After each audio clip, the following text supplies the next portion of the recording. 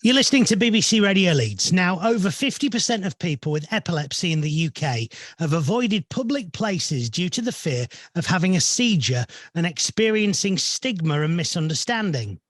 People with epilepsy have been accused of being drunk or on drugs. 8% of sufferers have been robbed and 7% have been physically assaulted.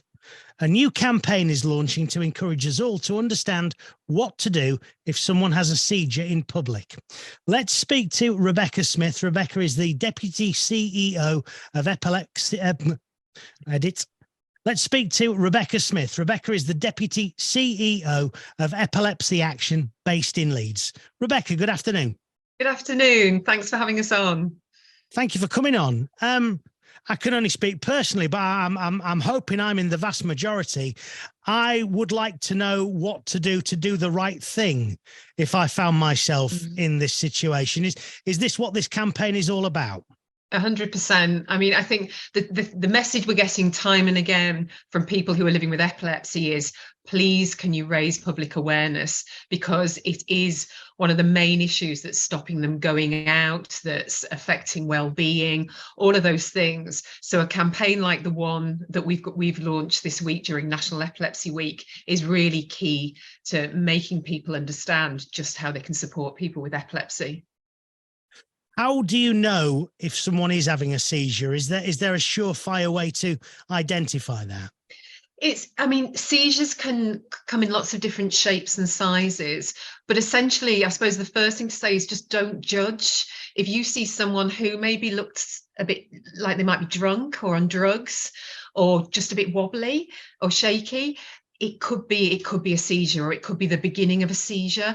So, I think the most important thing is that you're there for someone and that you're not making judgments as to whether that's the beginning of a seizure that they're having. Is there any massive do's or don'ts medically, though? Because again, I would hate to get that wrong if I found myself in the situation. Yeah, absolutely. And that's why we've launched this campaign, because we've got a really simple, video that's accessible and information to say, this is not, you don't need to be a first aid expert. This is not about treating someone with epilepsy. There's 4 very clear steps that you can take to support someone who's having a seizure in a public space. And the first one, which is all around care, the first one is about providing comfort. So making sure if they have, sort of dropped to the floor, that they're cushioned and that they're safe. The second one is about the action you can take. So 2 main things to remember. One is look for information on a person. Often people who have regular seizures will wear a bracelet, a lanyard. It might be on the home screen of their phone or in their bag, but they will tend to be able to tell you how to support them. And then the other part of the action is start timing that seizure, because that's really crucial in terms of whether it becomes an emergency or not.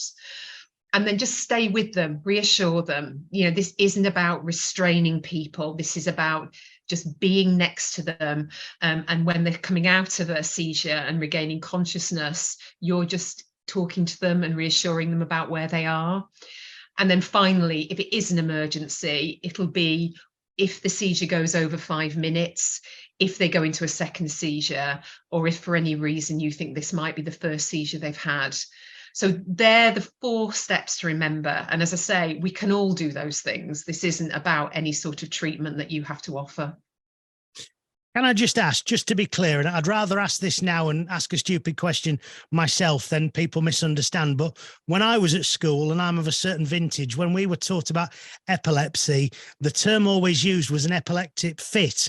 Is a seizure the same? And that's just a bit of antiquated language that perhaps people who grew up 70s, 80s, 90s might be more familiar with. Yeah, and you know what? It's not just the oldies amongst us, because I'm the same era, but actually some of the people that are sharing their experiences, they will, in their 30s, they will use the word fit as well. And it is just about different language. We talk about seizures because that just, is a better medical term to describe what epilepsy is. But if someone says they're having an epileptic fit, you're still doing the same stuff. So it really doesn't matter.